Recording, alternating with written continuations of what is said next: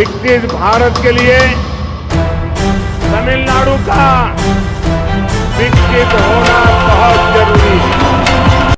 इसलिए भारत सरकार की पूरी कोशिश है कि हम यहां ज्यादा से ज्यादा इन्वेस्टमेंट और इंडस्ट्री को ला सके।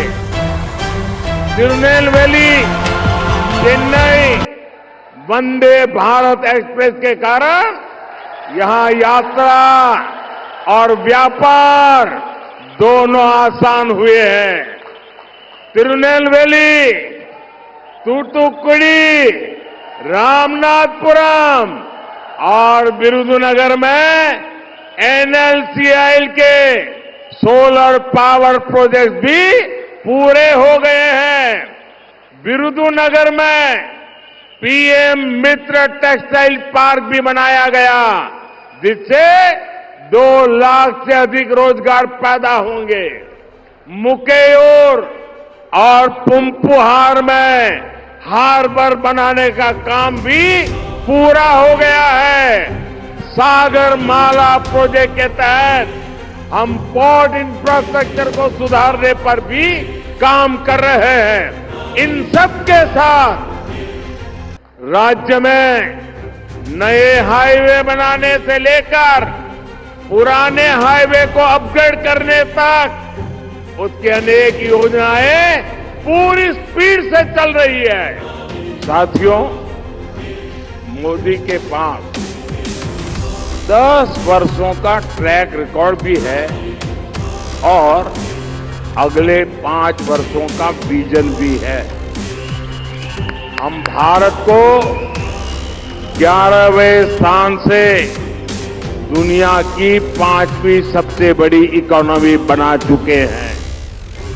हमारा विजन है कि अब तीसरे कार्यकाल में भारत को विश्व की तीसरी सबसे बड़ी अर्थव्यवस्था बनाएंगे। अगले 5 वर्षों में हम विकसित भारत के लिए अपनी इंडस्ट्रीज का विस्तार करने वाले हैं। आज हमने तमिलनाडु के हमारे युवाओं को अपनी तमिल भाषा में मेडिसिन और इंजीनियरिंग जैसे विषयों की पढ़ाई के विकल्प दिए हैं। अगले 5 वर्षों में एआई, आर्टिफिशियल इंटेलिजेंस और लेटेस्ट टेक्नोलॉजी के जरिए हमारी भाषाओं की ताकत बढ़ेगी, युवाओं के लिए नए अवसर बनेंगे। हमारे अगले कार्यकाल में भारत विश्व के सबसे बड़े इंफ्रास्ट्रक्चर क्रिएटर्स में से एक होगा। बीजेपी सरकार ये सुनिश्चित करेगी कि जो इंफ्रास्ट्रक्चर अब तक विकसित देशों में देखा जाता था, वो हमारे गरीबों के घर तक पहुंचे। नண்பர்களே, साथियों, साउथ तमिलनाडु के लोगों के जो मुद्दे हैं वो बीजेपी भली भांति जानती है। बीजेपी इन मुद्दों को लेकर बहुत संवेदनशील है और हम इस पर काम भी करेंगे। ये मोदी की गारंटी है कि साउथ तमिलनाडु में विकास को नई गति दी जाएगी और यहां के युवाओं को काम के लिए घरों से दूर नहीं जाना पड़ेगा। साथियों, 2024 के 24 के चुनाव में एक तरफ विकास और विजन की बात करने वाली बीजेपी है, वहीं दूसरी ओर डीएमके और कांग्रेस जैसी पार्टियां हैं। ये सरकार में इसलिए आना चाहते हैं देश दुनिया की खबरों के लिए ताकि अपने परिवार को आगे बढ़ाएं। अगर आप अगर आपको वीडियो अपने पसंद आया परिवार तो की वीडियो जेब भरे, इनसे पूछिए कि तमिलनाडु के विकास के लिए वे क्या करेंगे। ये बोलेंगे पता नहीं है, लेकिन इनसे पूछ लीजिए कि इनकी पार्टी का अध्यक्ष अगला कौन बनेगा, तो ये बात इन्हें जरूर पता होगी, क्योंकि परिवार से ही कोई न कोई अध्यक्ष बनेगा। इन पार्टियों को देश से भी बड़ा अपना परिवार लगता है। ये परिवारवादी पार्टियां तभी तक सफल हो सकती है जब तक कि ये समाज को बांटते रहे। इसलिए हर दिन ये लोग ऐसे नए तरीके खोजते हैं कि लोग बंटे और एक दूसरे से नफरत करें। लेकिन तमिलनाडु वो भूमि है जिसने हमेशा समाज को नई दिशा दिखाई है। और अभी अन्नामलाई ने इस भूमि में कैसे कैसे महापुरुष हो गए, कैसे महान स्वातंत्र सेनानी हो गए, उसका विस्तार से वर्णन किया। तमिलनाडु वो धरती है जहां राष्ट्र को जोड़ने वाले वीर सपूतों का जन्म हुआ है। यहां एमजीआर जैसे विजनरी ने विकास की राजनीति को नई ऊंचाई पर पहुंचाया था।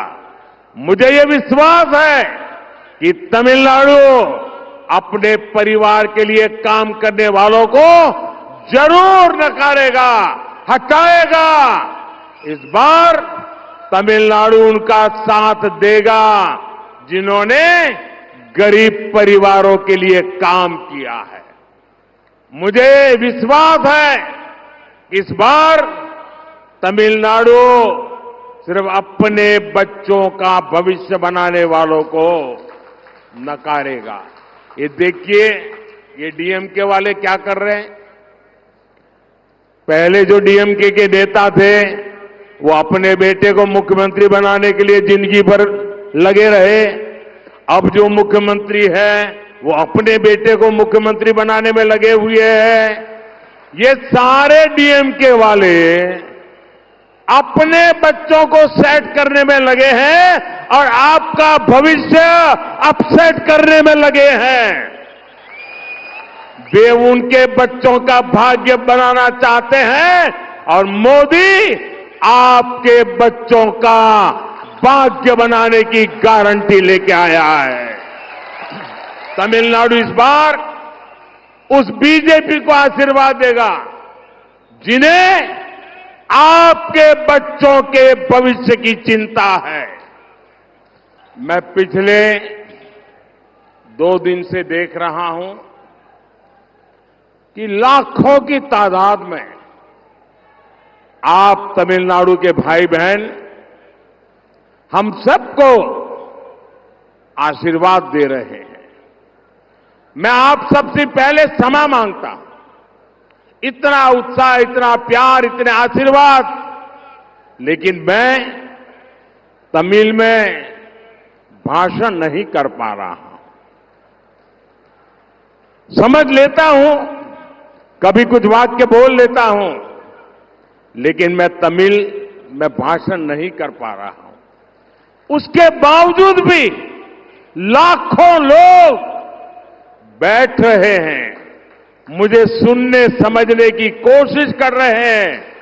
ये कारण है आपका प्यार, आपके आशीर्वाद, आपका विश्वास। मैं आपके इस प्यार के लिए, इस विश्वास के लिए आज तमिलनाडु के लोगों को शत शत नमन करता हूं, सर झुकाकर प्रणाम करता हूं। நண்பர்களே,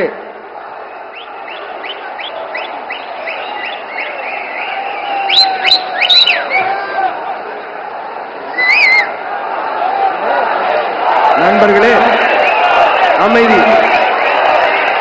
நான் உங்க முன்னாடி நிக்கிறேன்.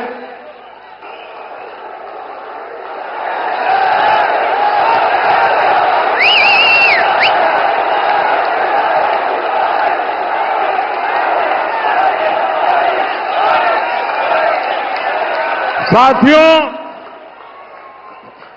आज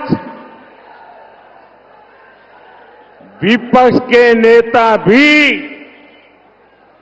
ये कहने लगे हैं कि बीजेपी और एनडीए इस बार पिछले चुनाव का रिकॉर्ड तोड़ने वाले हैं।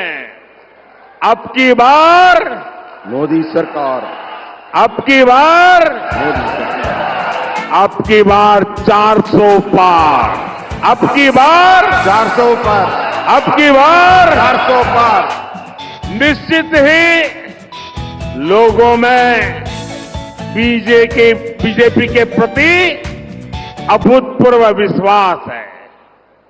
हम विश्वास को बड़ी जीत में बदलने के लिए अभी भी हमें बहुत काम करना है। हमें हर घर तक, हर बूथ तक अपने तीसरे टर्म का विजन पहुंचाना है। इसका मतलब है कि आपको हर घर जाकर ये बताना होगा कि मोदी ने तिरुनेलवेली आकर उनका आशीर्वाद मांगा है। मैं तमिलनाडु के मेरे साथी कार्यकर्ताओं को, आप सबको ये जिम्मेदारी देकर जा रहा हूं। जितनी मेहनत आप करेंगे उससे ज्यादा मेहनत मैं करूंगा। हम मिलकर तमिलनाडु को आगे बढ़ाएंगे। इसी संकल्प के साथ मैं फिर एक बार, ये मेरा सौभाग्य है कि तमिलनाडु मुझे इतना प्यार कर रहा है, इतने आशीर्वाद दे रहा है। नंबर देश दुनिया की खबरों के लिए बने रहे हमारे साथ, देखते रहिए न्यायिक नायक न्यूज। अगर आपको वीडियो पसंद आया तो वीडियो